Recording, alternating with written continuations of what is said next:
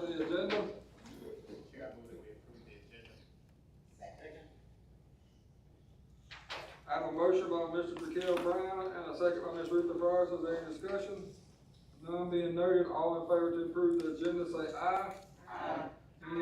Any opposed? Motion carries. Board, I'll entertain a motion regarding the consent agenda. Mr. Chairman, I make a motion that we approve the consent agenda. Second. I have a motion by Ms. Morris and a second by Dr. Mims. Is there any discussion? None being noted, all in favor to approve the consent agenda say aye. Aye. Any opposed? Motion carries. We have no one signed up for public participation. All right, now we're down to the board chair report of any meetings or schools attended. Start Mr. Stevie Locklear. I don't have nothing at this time. Thank you. Ms. Rutha Fryers. No report. All right. Do that. I request to attend any meetings, let the board secretary know, so you get Ms. Acuna. I think one thing was sent out about the law conference in Greenville, if everybody gets back where it wants to go, they gotta get signed up for that. All right, now we're down to the superintendent report with Dr. Sean Silver. At this time, we have a presentation on the Atlanta class of 1980.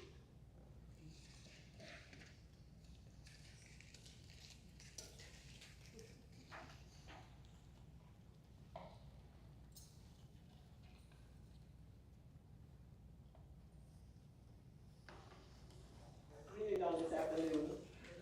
We are some of the participants of the class of 80 at Atlanta High School. And today we are standing here, because we want to do a memorial sign, to be placed on the Atlanta Elementary School in our little town. So we want to do this to honor all the graduates from Atlanta High. Anyway, on this sign, and we did have, one day, we didn't have, we didn't send the picture. But on the side, we plan to honor all the graduates who have graduated from Atlanta High. From 1998, and I think it's going all the way up to 1965. But we want to have this memorial sign placed on the premises. That's why we're here. Any questions? Anybody?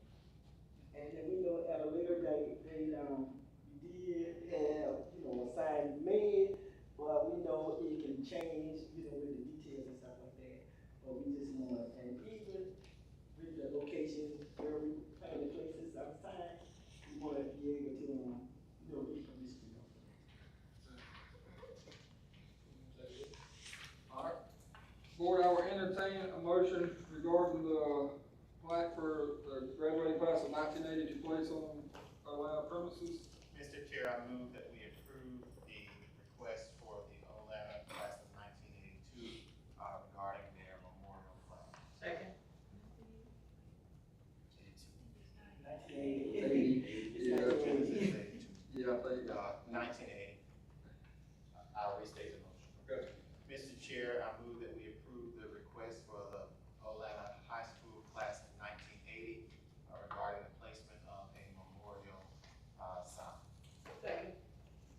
I have a motion by Mr. Raquel Brown and a second by Ms. Maddie Thompson. Is there any discussion? None being noted, all in favor to approve the 1980 class to install a memorial sign at Atlanta Elementary School, say aye. Aye. Any opposed? Motion carries. Thank you very much. Thank you. Congratulations. Thank you.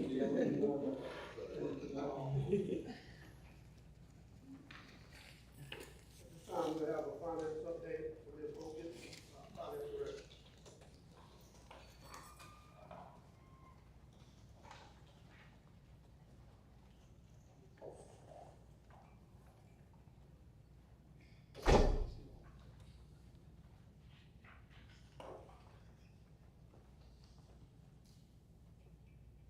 Good evening, Mr. Chair, and all other members of the board. I would like to present to you Forest County School District 3, June 2026 finance update. our mission statement, ensuring our students are college or career ready and are productive and responsible members of society. This is our 2025-2026 district goals. The general fund reports are linked to the board agenda and also posted on the Florence County School District 3 website.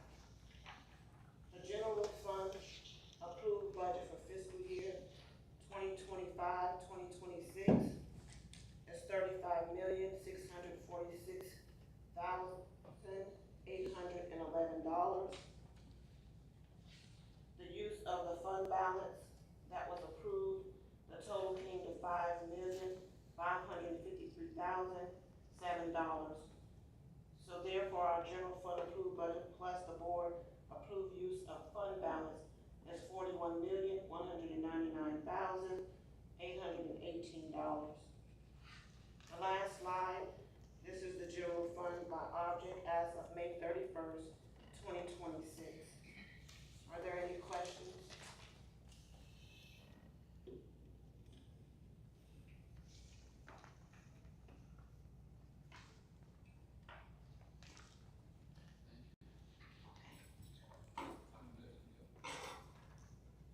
Once again, good evening to Mr. Chair and other members of the board. I would like to present to you Florence County School District 3 final reading of the general fund budget for fiscal year 2026-2027. Our mission statement ensuring our students are college or career ready and are productive, responsible members of society. For 2026-2027 district goals, number 1, to improve the academic success of all students. Number 2, to ensure the safety of all district schools, offices, students, and staff. Number 3, to increase the number of students reading on grade level and grades K through 3. Number 4, to recruit, retain, and train excellent instructional and administrative staff. Number 5, to build effective school, community, and business relationships, partnerships. And number 6, to ensure financial stability. This slide is the history of the 135 average daily membership trend. As you can see, 2025-2026, the ADM was 2,452.47, and we are projecting a decrease for fiscal year 2026-2027 of 150. And that will be our ADM of 2,302.47. This slide is a chart of the fiscal years, beginning with fiscal year 2015, 2016 to 2025, 2026, with a projection of 2026, 2027. As you can see, the ADM has decreased every year.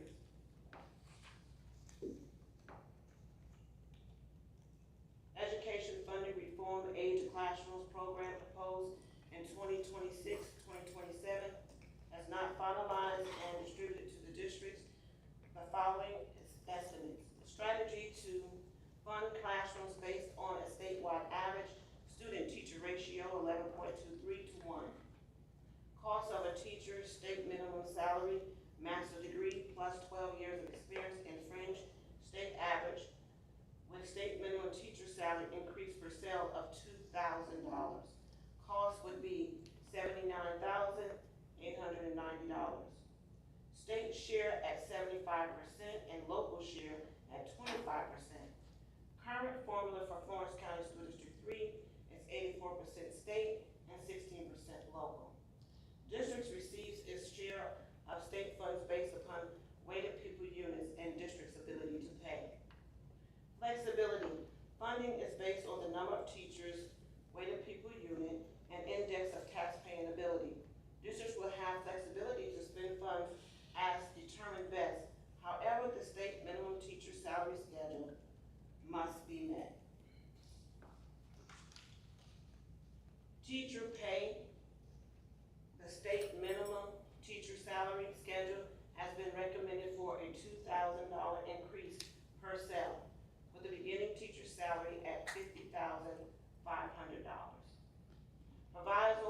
117.141, school bus driver salary and fringe funding to school districts shall be increased by 2%. In order to receive a step increase for FY 2026-2027, teachers would have had to work 152 days, classified 80% of their contract days.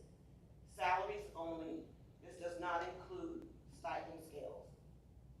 Health insurance proviso 108.6 updates the state health plan to January 2027.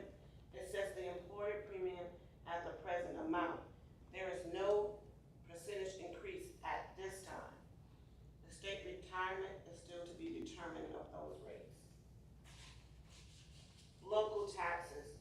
Millage for 2027 school year. Number of mills for 25-26 school year was 253.93, 2.63% CPI, which is Consumer Price Index, 0% population increase. So that number is a 0.0263. Cap mill increase for 2026-2027 is 6.68. Total number of mills for FY 2026-2027 is 260.61. Value of an operating mills for 25-26, 100% value of a mill that was August 1st, 2025, $38,610.46. 94% collection rate, $37,225.88. Total ad valorem taxes, $9,701,437. This slide is the millage history for operations. The rate change of the mills decreased by 3.40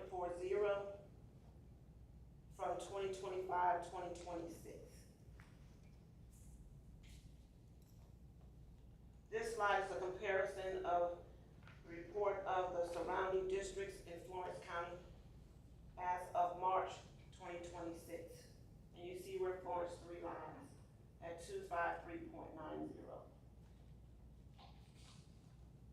The property tax is determined by fair market value times assessment ratio times the millage rate. Example comparison of current to 6.68 mills increase. Example number 1 is the fair market value of home of $50,000. Your first column is 2025-2026, and your second column in comparison is 2026-2027. The fair market value of a home for $50,000 times the assessment ratio of 4%, assessed value is $2,000, times the mills of 0.25390, this taxes would be $507.80. The second column is 2026-2027 of a fair market value of a home of $50,000 times the assessment ratio of 4%, assessed value is $2,000, times the mills, 0.26061, which be, your taxes would be $521.22, and the increase would be by $13.42. Example number 2, for the fair market value of a home of $100,000. The first column is 2025-2026, second column is 2026-2027. So the fair market value of a home for $100,000 times the assessment ratio, which is 4%, assessed value is $4,000, times the mills of 0.25390, taxes is $1,015.60. The fair market value of a home of $100,000 for 2026-2027 times the assessment ratio of 4%, the assessed value is $4,000, times the mills of 0.26061, the taxes would be $1,042.44, which will be an increase by $26.84.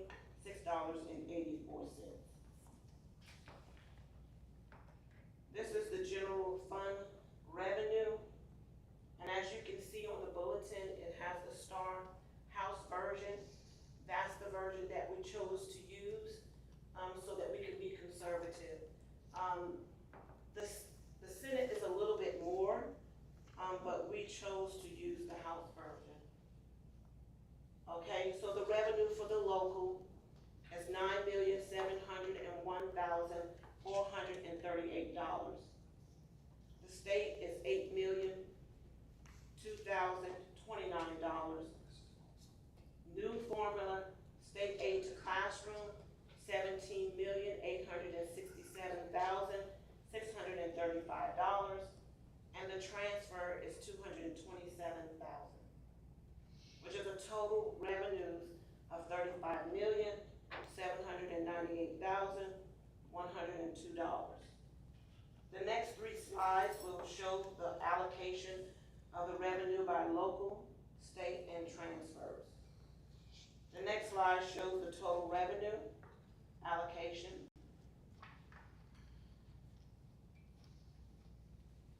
The next slide shows the total state revenue allocation. The next slide shows the total transfers allocation.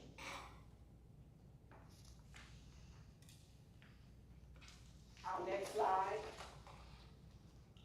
the revenue, the total revenues is $35,798,102.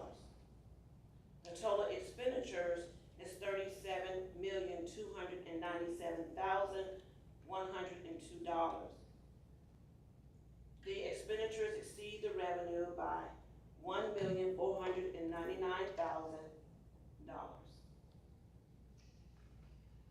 This concludes my presentation of the final reading of the general fund budget for fiscal year 2026-2027.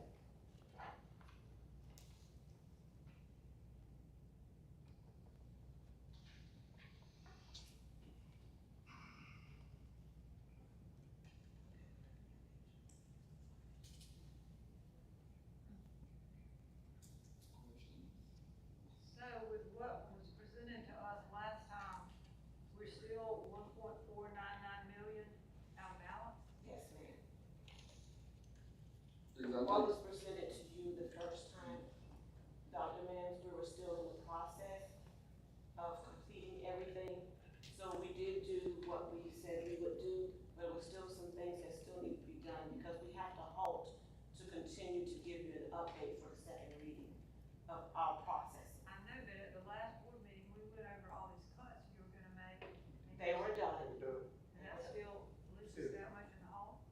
Yes, and the difference between the second reading and this reading, we cut after we continue the process is $1,043,787.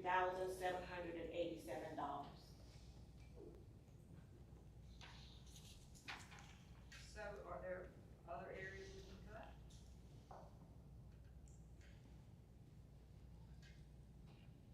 Right now, we're down to the bone, to be honest. So what, Right now, we're down to the skin and bone, to be honest with you. In order to operate. so what are y'all suggesting that we do?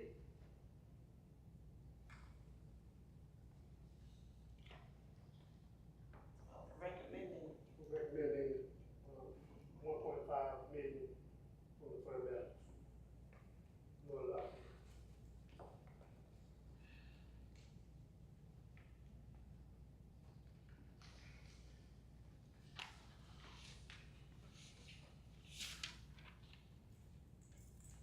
So what actually happened to cause this? Is that a good question? First of all, I can say this, as I showed you the chart for the 135 ADM, we are constantly decreasing with our students. Our ADM is constantly going up every year. If you're decreasing students, then we should not need as many employees. Can I ask a question there? She didn't answer. Ruth, you finished? Yeah, I asked what caused it, and I think she says the decrease in Right. students. Is that the answer? Yes, it decreases our state aid to classroom that we get from the State Department. So that's a decrease because we don't have the students to receive the funding. It plays a big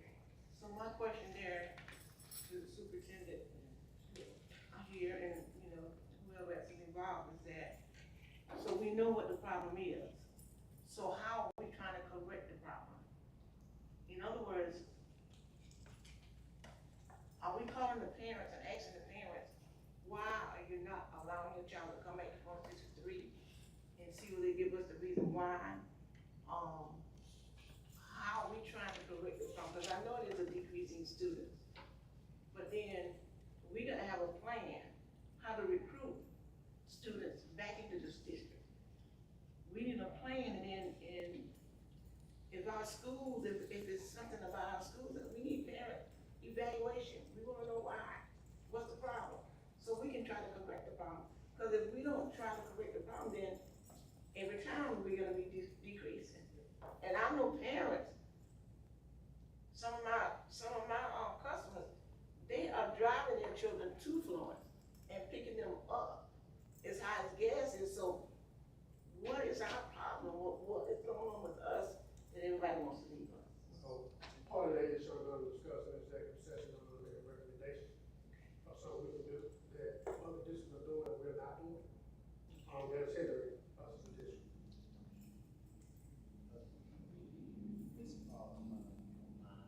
Another thing I'd like to say, another thing that we as a board have to look at is how quickly we graze over the consent agenda. The consent agenda is how the children leave. We give them permission every month, we just graze over it. Right. And there's a process that other school districts have in place where they question, they review the letters, they have a person that looks at the letters, and the board has the ability to say no. And so for months, for years, we kind of we grazed over it. And so that's something I would say for us as a board, we really need to take more time to look at. Because sometimes I read them and justification is I just want my child to go to, and that's not a good justification. We need to have a stopgap in place. And so that's just something that I would share for us as a board, is that we really need to not be so lax when it comes to the consent agenda, and approving these transfer requests. Because I know some other school districts have a stopgap where you just can't move your child. Also, when they pass that law, you can take your money with your child and go anywhere you please. We are not vigilant enough on Columbia.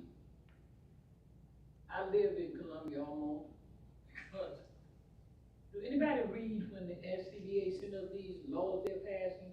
Do you go into depth with these things they are saying, and then you carpool to Columbia? I'm not saying it's gonna change things, but they should know your name like they know my name and hate to see me coming. You know what I mean? And we talk to everybody. I talk to everybody. I beg everybody. Okay? And every dollar we get is political. If you don't want to be political, don't be political. Every dollar you get is political. So what's the problem? I don't see it. We gotta beg South Carolina. You know, usually going to Washington. We got to beg, okay? And we got to ask these people to try to understand. Our teachers need more money. We need to keep our students. Y'all gotta stop passing crazy laws and everything else. But we got to do like, I don't live in Columbia, but everybody knows that I'm very political, and I go to Columbia. Not only for our students, I go for the teachers as well, okay? And bottom line is, that's where we need to be at. That's just my thought on that, okay? So are you asking us to approve moving money from the fund balance tonight?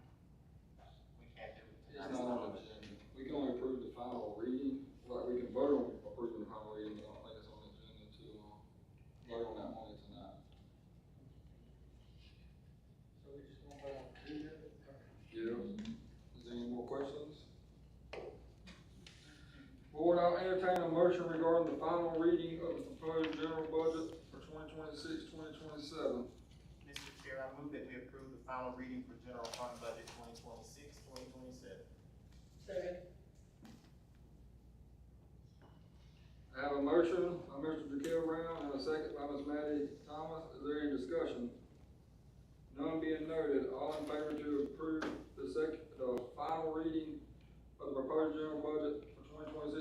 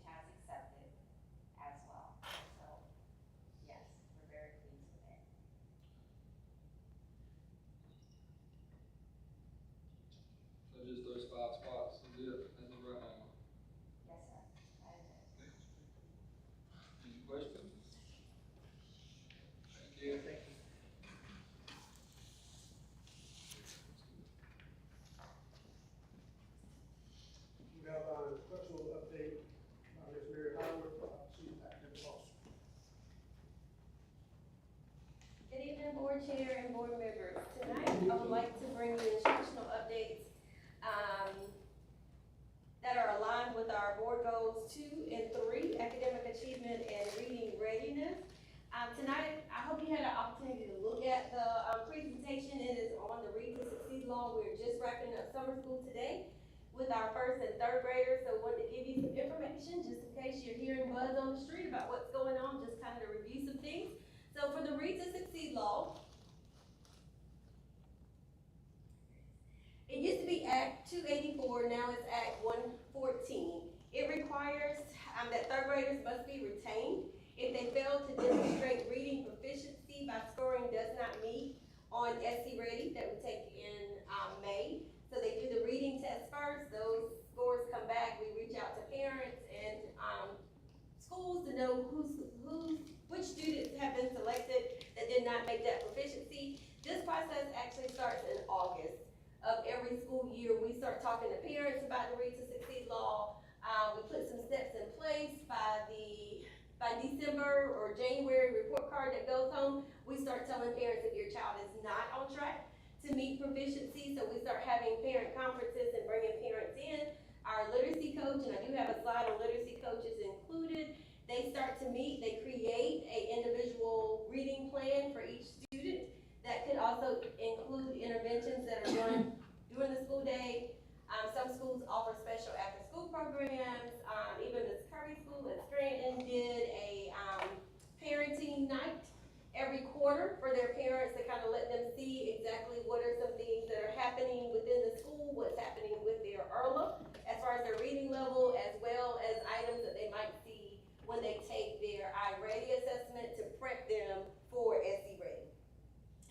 So this is the law that kind of backs our 3rd grade Read to Succeed camp, so you probably hear a lot about that. The second bullet, students can have a good cause exemption.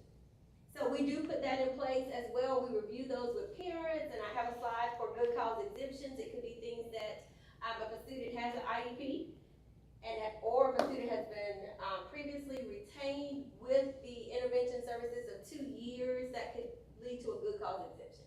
So we look at all possible ways that we're supporting students. And then the 3rd bullet is the successful completion of reading camp. At the end of reading camp, which we did this on Tuesday, students actually take that interim assessment again, so they take the iReady diagnostic again to see the growth between, we use the March assessment as their pre-test, and this as our post-test. Any other students that attend summer reading camp will use their fall report or score to report back out to the State Department.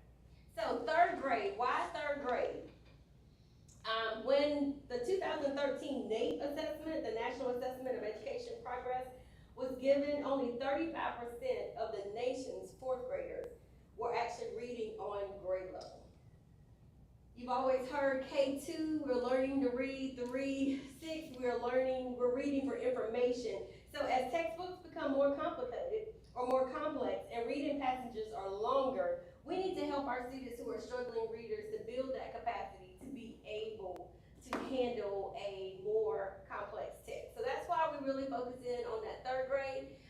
We would love to really hone in, and the State Department has done that this year, looking at an earlier grade before they get to 3rd. If they struggle, kindergarten 1st and 2nd, and 3rd grade, it's mandatory. That kind of, sometimes parents don't quite understand that. So this year they are making changes, or they have made changes, so we have invited additional students in 1st grade. So when you look at that Act 114, the goal is to ensure that each student receives high quality literacy instruction and has an opportunity to increase their reading proficiency. And so we talk to you guys all the time about our ERLA, or using the American Reading Company as a way to give teachers a very sound curriculum to use with students. That is the reason why we want to build that reading proficiency. Bullet 2, if identified students will attend camp for the equivalency of 96 instructional hours, and that's why we go all day. We start at 7:30 and run into 2:15 with our modified calendar. It's hard to run 4 days a week and run it all the way to June because teachers are returning, so much earlier now in July. That third bullet is one of the new things from the State Department. Summer reading camp requirements are extended to students in grade 1 and grade 2. In the summer of 2020, or 26, that's this summer, we did first grade. Next year, second graders will be required if they are below the mark. So at least if we start with first grade, then they get 2 years before they get to third grade, or the end of that third grade year.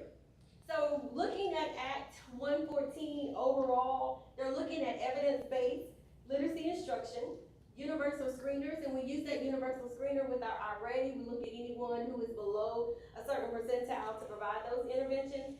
Early interventions, just catching them early, that if we see a problem, go ahead and act on it. Summer reading camp is a dedicated time that kids are getting literacy support for 6.5 hours a day. We don't do math during that time. It's reading, writing, and research standards. And also providing family engagement opportunities to teach families how to help their students at home. And then teacher literacy training. So I know before we talked about letters training. And so this is the next slide, shows you kind of the difference between where we came from and where we're going. So with Act 284, it was more about balanced literacy. Now we're in the science of reading, which is more of that professional development for teachers. We're teaching teachers how to teach reading.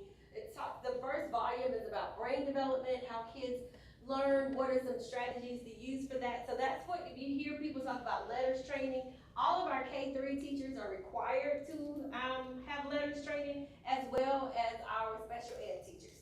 And so Ms. Christie does a fabulous job with leading up our district letters training. If we don't have a cohort of 20, then we can't get the support from Lexia to bring in a consultant for that. So Ms. Christie does assist the district in providing that training. And so we look at those foundational skills of phonemic awareness, phonics fluency, vocabulary, reading comprehension, written language and spelling, and also the assessment and intervention part.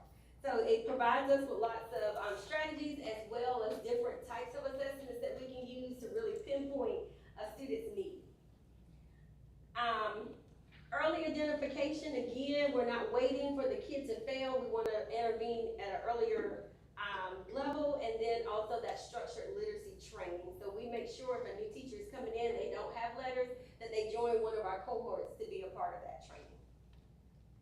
Good cause exemptions. So if a student is not meeting third grade proficiency, if they are a ML student or multi-language learner, they are in the country less than 2 years of instruction, they can have a good cause exemption not to be retained. Again, the second bullet talks about the IEPs or the 504. If students have had intensive remediation in reading for more than 2 years but still does not substantially demonstrate reading proficiency, those teams can meet and make a decision if that student needs to be retained or if they are promoted. Other good cause exemptions would be if a student has been previously retained but also have received 2 years of reading intervention, that can go in as a good cause exemption. A student who demonstrates third grade reading proficiency by scoring the equivalency of approaches expectation on our rate. And then students who successfully complete summer reading camp, they take the test again, they demonstrate reading proficiency or growth by achieving the approaches expectation, they will be promoted to 4th grade.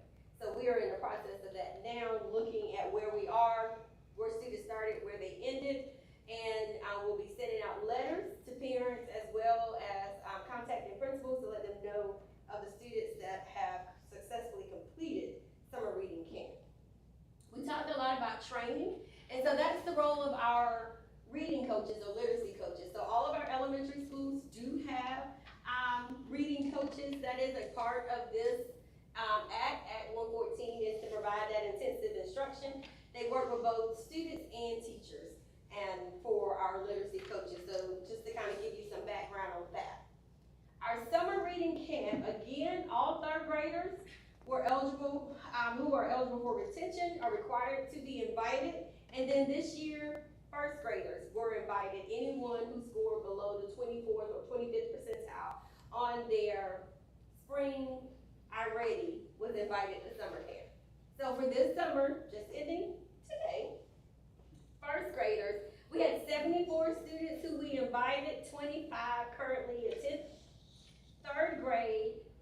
SC Ready scores, we only had 17, that does not meet, that was invited, we had 44 attending. So anybody who was border, we still sent an invitation, so we did get more third graders. First grade is still new for those parents, but we did, have 25 that currently attend.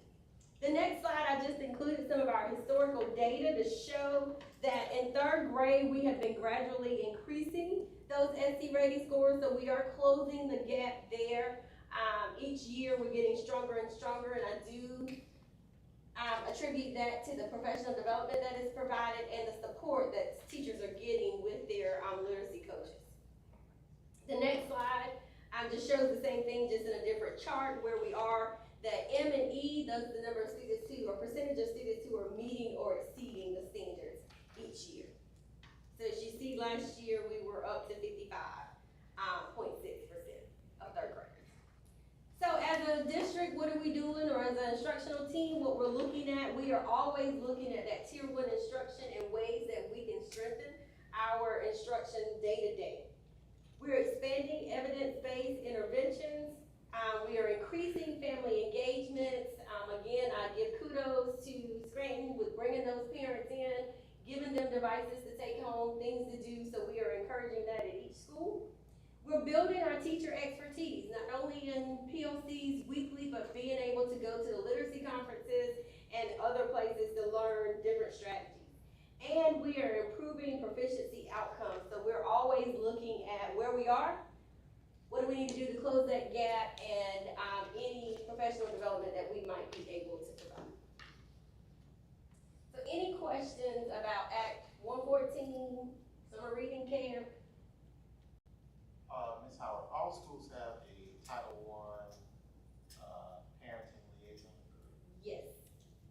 Okay, and so those people could be assisting us with making sure that these family literacy nights, and, cause I remember when I was in school, that was their job. Yes. And so that's something that we probably, if it's not happening, it's something we really need to look at. Because the support from home means a lot more than what we can do as a school alone. Yes, sir. So for the 49 students, first graders who did not attend, what kind of attempts did you make to convince the parents that they should attend? So all principals had parent conferences explaining where kids were. We did phone calls out again to remind parents. We reached out several times for them to come, but because it's not one of those mandates that we can't retain you, then parents felt like they had a little bit more leniency with attending. So in the third grade was more of those come because they can do that, finish, they move up, if not, so you kinda have to. Right, yeah. So if you were one of the 17 kids that were not at the proficiency level and you did not attend camp, you're automatically retained. So they- Unless you had a good So competition. those are gonna come because they wanna move on. Yes, sir. But if those first graders, they were not retained in first grade, they couldn't read like they were supposed to be. So some of them were retained, but they were the ones that were also invited to camp, and so that could be a reason why some people did not attend, because they knew their child was gonna be retained anyway, so they don't send them to summer camp. But by law, we're required to report out how many we invited. I just wish that we could do a mandate Right. for this. I don't know, it just seems like something needs to be done because these parents just don't understand how serious this is. Right. And I do agree with Mr. Brown that the more we can educate our parents on little things that they can do, just talk to your kids, ask questions, read street signs, read environmental print, all those things that we do and we don't realize that we're doing it is actually helping kids once they come to school, because you're looking at beginning sounds. Does it make sense? What sound does this make? What sound, have you heard it before?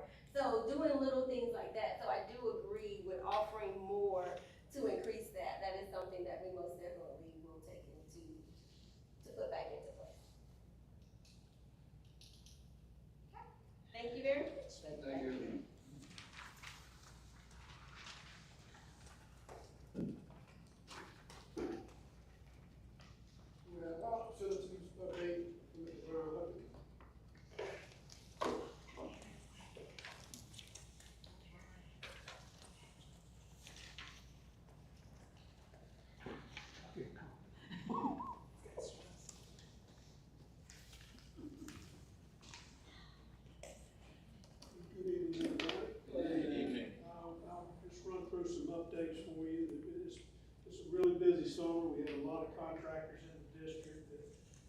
everybody's trying to sometimes get into the same space, so it's pretty big juggling act.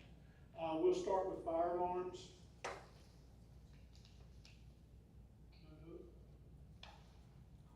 If y'all give me just a minute.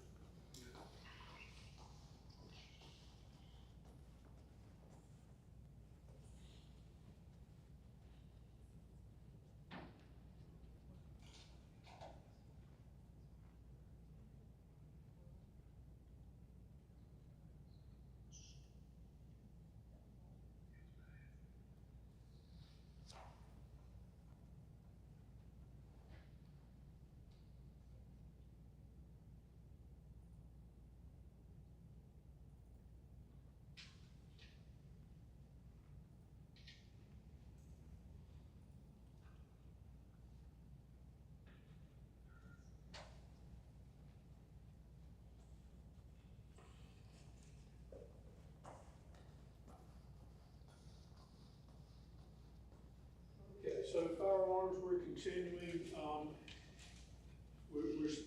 they're almost finished, with the installation of conduit wiring at Lake City for the childhood. And they're also in the process of conduit installation at Lake City High School. Painting, we're nearing the end. We still have the front office at Main Street and, some bathrooms at J. Paul Trullo, but all those will be finished, before we finish the summer here. And I'm happy to report that work has started on driveway replacement at Lake City High School, also known as the swimming pool. We had 15 contractors come for a pre-bid meeting. We had 7 bids that were actually submitted. We evaluated those, scored them, and Digging Deep Construction was awarded the contract for $131,700. They were the lowest bid, but they also received the highest score. So he has started work. You see the picture there, he's torn some asphalt out. We actually was ahead of schedule pretty good. He had we were ready for the soil compaction test. Had them on the way over, and then before they could get here, we had some rain. So we had to cancel that and reschedule. But he still feels confident we'll have it done by the time school starts. Is that bus entrance and all through there, or what all goes? Yes, sir, bus, the big thing is the buses and also the trash can. Okay, that goes in there. Truck, yeah. How did they say they was gonna fix the drainage problem, or will it fix it when they grade it and repair it? Well, we found a drain we didn't know existed at one time. But they're adding a second, catch basin as well. So they hop in, kick place for water to get to. Right, and then they're putting, I think, 8 inches of concrete with rebar and a lot of specs that I do not understand. Good. We had a civil engineer come in and draw those plans for us to make sure we did it right, and didn't have to come back and do it a second time. Even though that costs money? Yeah. Well, to us, it was money well spent, but because that takes the guesswork out of it for us. Because none of us in the maintenance department are engineers by any stretch of the imagination.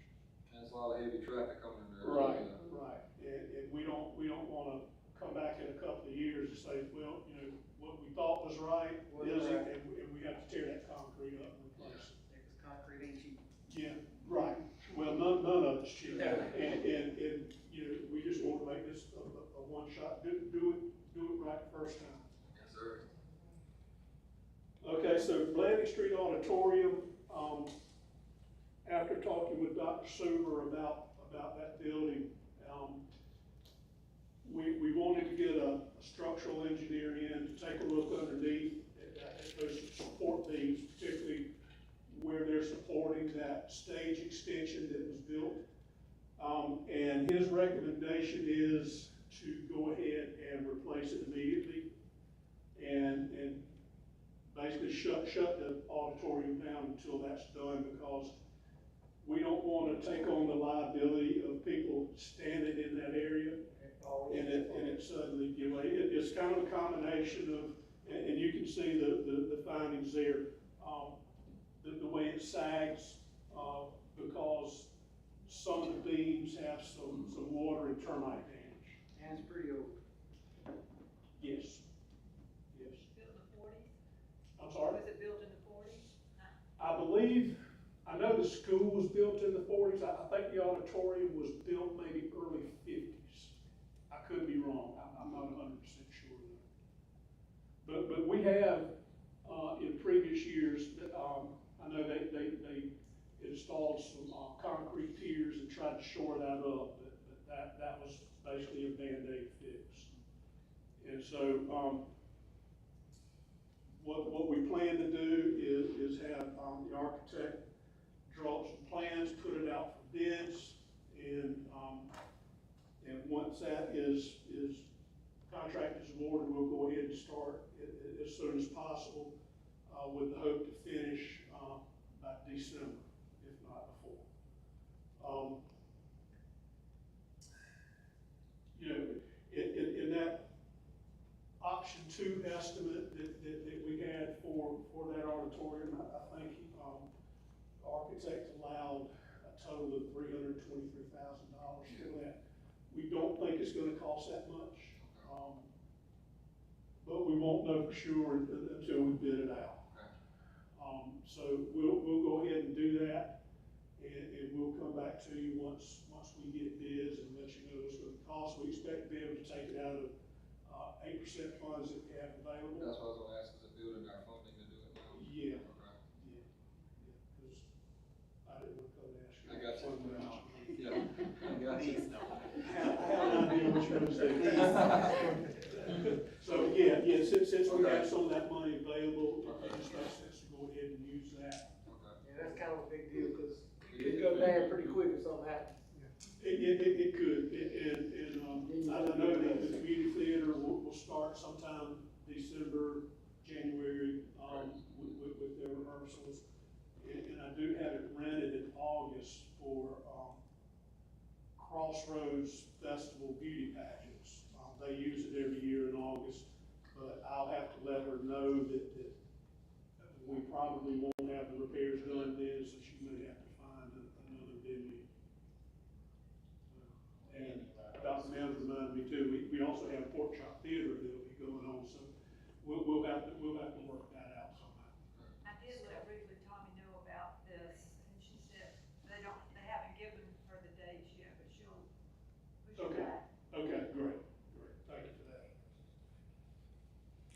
Okay, so on to phase 2 with Snyder. They've got a lot of folks in the district. We've had a bit of an issue with building automation controls at Main Street, with some underground cabling, that's gonna have to be addressed. So that may extend that project about a month or so. But we're still okay with that. That's work that'll be done after school hours, weekends, holidays, that type of thing. So we aren't too concerned about that. We've got the window replacements completed at Olanta and Lake City High School. And one thing we discovered when particularly at the high school, that under certain lighting conditions, you can see through those windows. So what we're doing, we're coming behind, Schneider's installing some, it's called mirror tint, on the inside. And it's at no cost to us, that they're just gonna have that for us. And that'll keep people from outside being able to see inside. And they'll get a reflection. If you're inside, you can see it outside.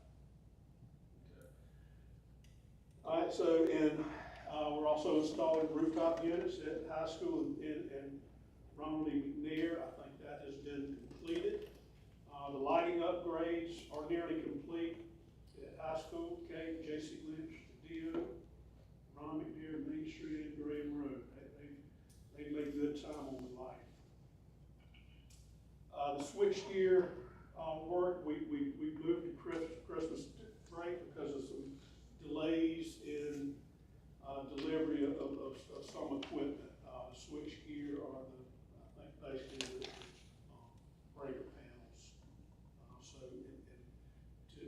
install those, you have to shut down power to the whole building.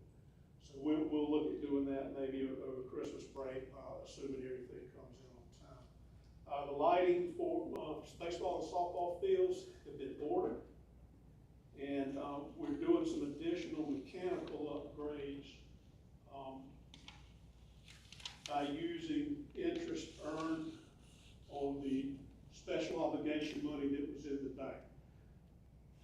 The interest is the same as the bond funds. You can only spend it in certain ways. So we still have some HVAC needs in the district. We're gonna, I think, replace 11 wall pack units. Okay, War Memorial Stadium, that work is moving along. The stadium lighting installation is started. If you ride by there, particularly on the home side, you will see about 6 foot concrete pillars, what's the word? Yeah. Piers, thank you. Those things actually go 18 feet underground. So you're looking at basically a 24-foot pier. And then there's concrete around it. And they already have the light poles out there. They'll slide those light poles onto the piers. The poles are tapered so that they'll get tightened up as they're pushed down. So we're good on that. Fieldhouse construction's still going on. The picture there I took yesterday, they're starting to get some insulation up and some roof on top, and hopefully in the next week or so that they'll kind of have it dried in a little bit where they can start doing things on the inside. What are those things that's on the outside of the field? Which things? It looked like a seesaw. Some of them were like a seesaw and other equipment they have outside of the fence. I'm not sure I've noticed what you're talking about. I know they've got some little light poles that are down. And some light fixtures. Yeah. It looks like it's on the side of Stadium Street. Okay, I haven't been on that side. Some of the stuff they have out there. Well, and they have a lot of stuff stored out there. I know they've got the poles laid out over there. And maybe some of the old wooden poles that have been taken down might be out there as well. I don't think those have been removed from the property yet, but they've been taken down. I'll have to look and see. There's a lot of stuff they have out there. And so they've also poured the concrete pads for the ticket booths on both the home and visitor side. Pressure washing, we're going to pressure wash the bleachers and the interior walls, and the athletic department is going to have the interior block wall painted. The letters, the Panthers spelled across the end zone wall there by Marsh Street, that'll be redone as well. And then the concessions and restroom mobile modular, that's supposed to be delivered June 22nd with setup scheduled to start the next day, and should last 2 or 3 days, assuming the weather holds out on us. Are we doing anything to the exterior walls around the outside of the block walls? No, sir. I mean, we would like to. Yeah, cause that's a big site too, I mean. Yeah, but it's a money. Oh, I know. I'll be blunt. It's just, we don't have the money to paint that right now.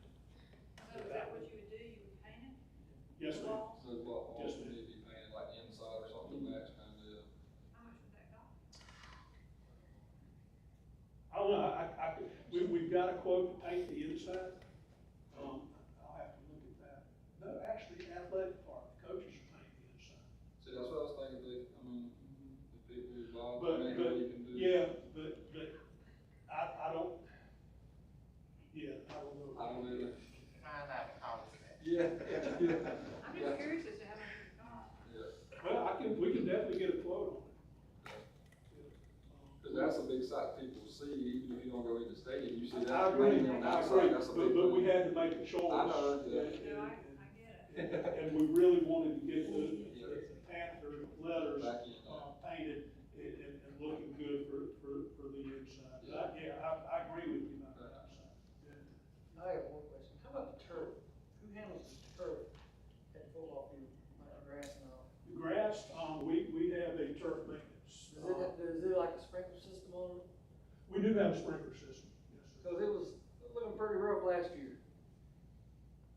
Compared to every other school you go to with dark green grass. Our grass is kind of brownish looking. Well, I've heard several people talk about it. yeah, well, and I think it may have to do more with the type of grass that it is than maintenance of it. But, I know that the company that maintains the turf, the athletic fields, he also does baseball and softball. Those fields look great. I don't know if it's the grass. The grass problem. But now we did have to take the irrigation system offline, before all this work started, but that wasn't during football season. Right. So, I just had some people ask me about that part. well, when it starts getting cold, that grass goes dormant. I mean, the other fields, they might have a different type of Well, grass. you- Some you of them can- have fake turf too, so. I Well, guess. yeah, but you can also pour nitrogen to it to green it up, but, again, kind of like the bank, we have to make Goes back to money. choices with the money that we have. Yeah. Yeah. I was just curious about it. Yeah. I know I ain't wanting to spend that money on. We don't wanna hit you up with another I one. mean, if you want to, find some money to put down some turf, we'll be more than happy to do the artificial turf. Right We off. gotta finish what we got first. I go swing some right grass out there. And then, the next slide is just our spreadsheet that shows, that tracks all the expenses and funds associated with all these projects. Anybody have any other questions? Yes, covered. Thank you.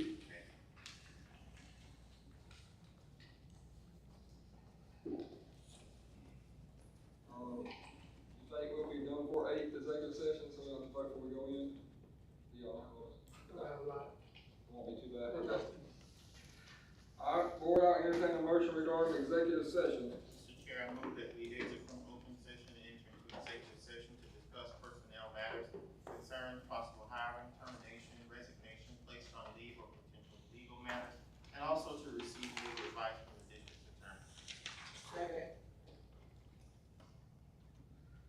I have a motion by Mr. Kilbrown and a second by Ms. Ruth Fryson. Is there any discussion? None being noted, all in favor to exit from open session and enter executive session for personnel matters concerning possible hire, termination, resignation, placed on leave or legal matters, and receive legal advice from district attorney, say aye. Aye. Any opposed?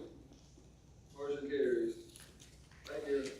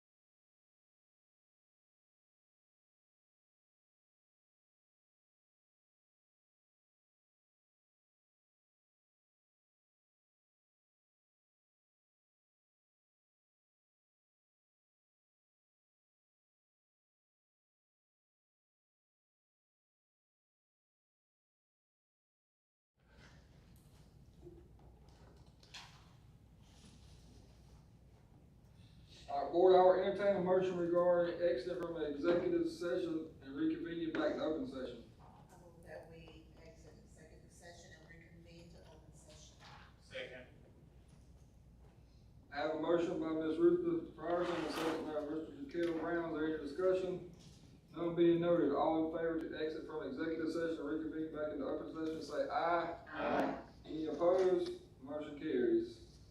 There's no actions to take from executive session, so I will entertain a motion to adjourn. Motion to adjourn. Second. I have a motion by Ms. Maddie Thomas and a second by Ms. Rutha Frierson. Is there any discussion? None being noted, all in favor to adjourn, say aye. Aye. Any opposed? Motion carries.